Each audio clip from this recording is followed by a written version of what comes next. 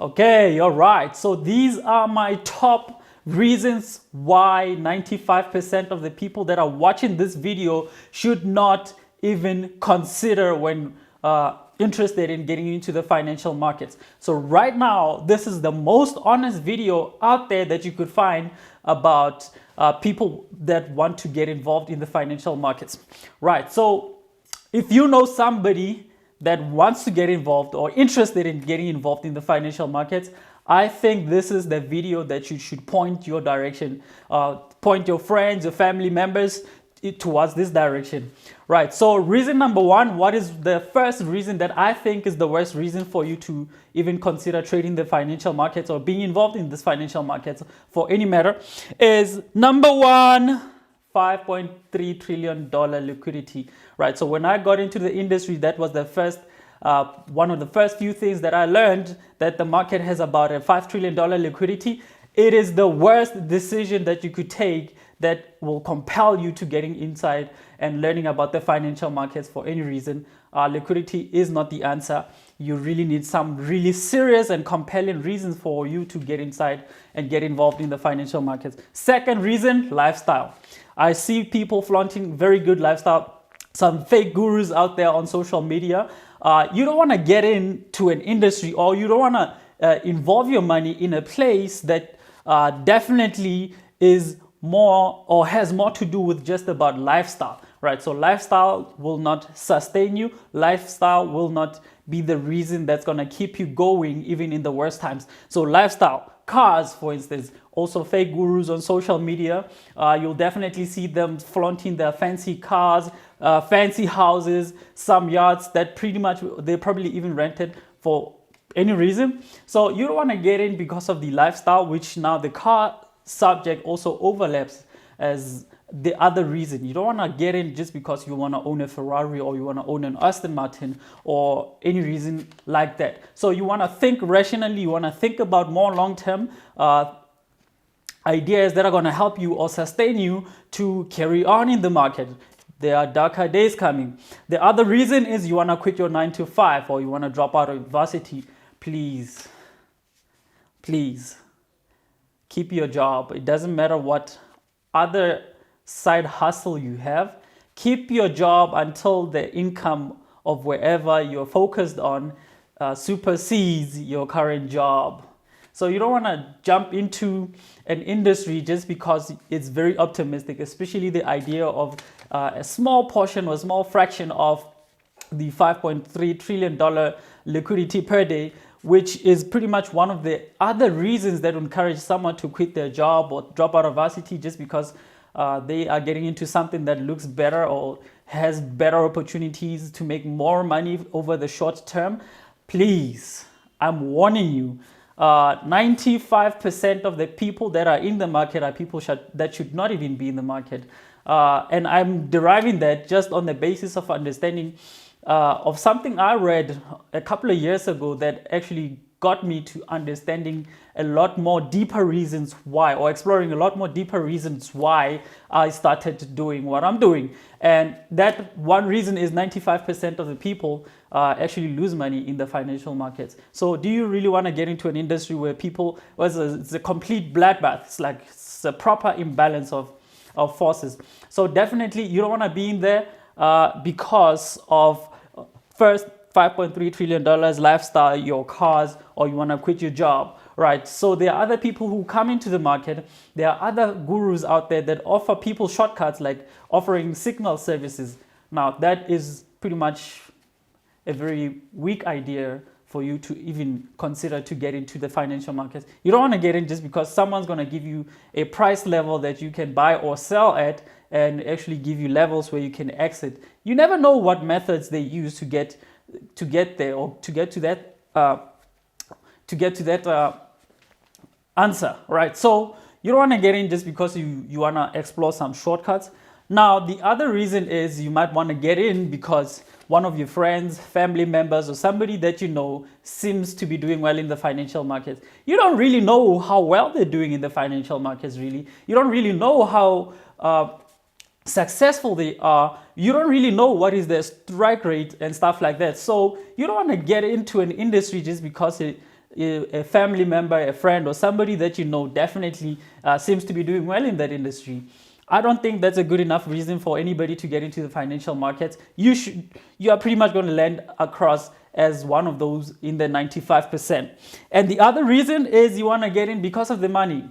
The money is not going to make you money in the market. It might actually just lose you a lot of money. So it might cost you a lot of pain. Money should be the last thing that you even consider. It should even be a byproduct of learning a few skills that are going to show you or that are going to teach you how to be sustainable or how to be consistent in the market. So even money itself is not good enough for you to get inside this industry.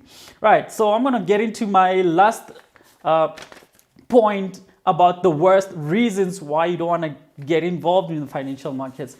And that is fashionable industries. So when I got in around about 2014, it was a very fashionable industry to get involved in. It was very fashionable to even consider people in the financial space or in the trading space. And they pretty much had this idea of, look, we are gurus, we are all of this. And it was very fashionable. You'd get in there and realize that it's actually a lot more work behind the scenes than what it looks like or what you've even been presented to. So you don't want to get into an industry just simply because it's a fashionable industry. It seems like it's a very socially acceptable thing for people to get into. So those are my top 9 reasons actually why you should not get into the financial markets. So at this point, you already know a couple of bad reasons why you shouldn't even get involved in the financial markets. Now, you have to think like the 5% of the people that are making money, 5% of the institutions that are making money in the financial markets. Are they in there because of the $5.3 trillion? I don't think so. Are they in there because they want to have a beautiful lifestyle? I don't think so. Are they in there just because they want to buy fancy cars? I don't think so. Are they in there because they quit their jobs or they want to quit their jobs? I don't think so. Are they in there because they want to take shortcuts, want to take signal from other people? I don't think so. I personally don't think so. Are they in there because friends of theirs, people they knew, seems to be doing well? I don't think those are reasons that compelled them to get in there. Are they in there just because of the money? Yes, of course. Money is part of the process, but it became a byproduct of something else, which I will explain in a minute. And are they in there just because it's a fashionable industry? It's an industry that is popular amongst people, amongst peers, amongst groups of people on social media and stuff like that. I don't think that's a good reason to do anything for that matter anyway. Right, so now that you know that, now share this video with as many people as you possibly can so that they are exposed to this honesty, this level of truth, because a lot of people need to understand that the financial markets could land you in a very uncomfortable space if you're not ready, if you're not well prepared. So this first video is really to just make sure that I am informing you alerting you to understand that there are certain decisions that are going to help you pull through. So what are those reasons that are going to help you through? Number one, it's about the skill. I started a couple of years ago and I didn't even focus on the money. The most important thing for me was I wanted to master the skill. That's what got me going. 2014, even up to date, I'm still in the industry. Despite all my successes and failures in the industry itself, I am still in the game. Why? Because I learned to master the skill. The second thing is you got to think like a pro. You got to think like someone who wants to make a career out of this. So this is another reason that compelled me. This is another reason that was big enough for me to stay in the industry.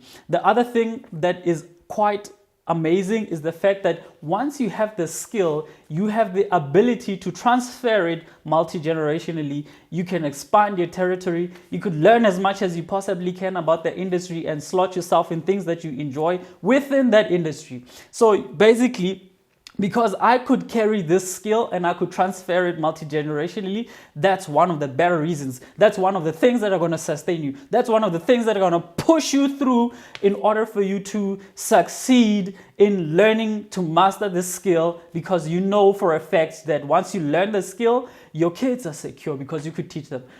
You could pretty much, your opportunities have expanded beyond a small-minded idea of I just want to quit my job, if that is the reason. And you need to have a very clear vision about it, right? So I have a very deep reason, and pretty much I think that's what's bringing me to this point of making sure that by the time you make the decision to get into the industry, you are well prepared. So in this first episode, this is just really me having an honest conversation and saying, hey, look, I understand. Maybe you seem to think that I'm doing well in the industry. Maybe you seem to think, well, it's a socially acceptable industry. Maybe you seem to think that that's where the place is. With COVID-19, it doesn't make life any better because a lot of people are in trouble. They're looking for alternative financial solutions that they could plug their money into and maybe flip a quick buck. But I'm just warning you from the beginning that it's gonna be a very long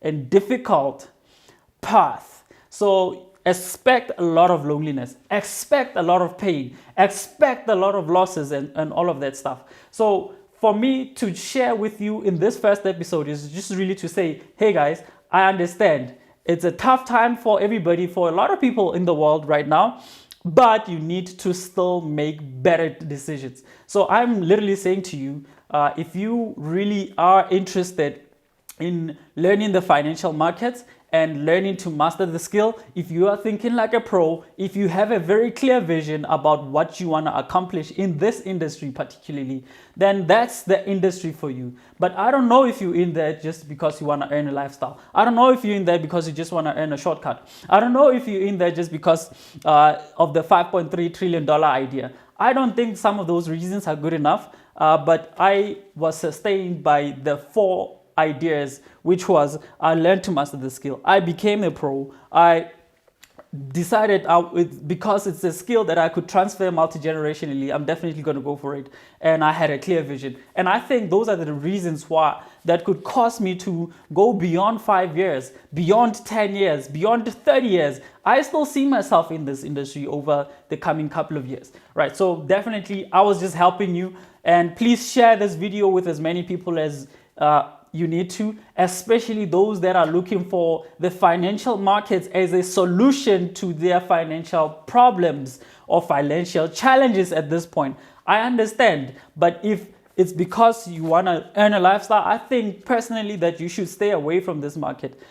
If you just want to get in there because you want to buy a very fancy car, I think you should stay away. If you want to quit your 9 to 5, please don't quit your 9 to 5. I've had a ton of students that came through and they quit their 9 to 5s, and definitely at a later stage, they went back into finding more jobs, right? So definitely, I don't even teach Forex anymore. I don't even teach the financial markets anymore.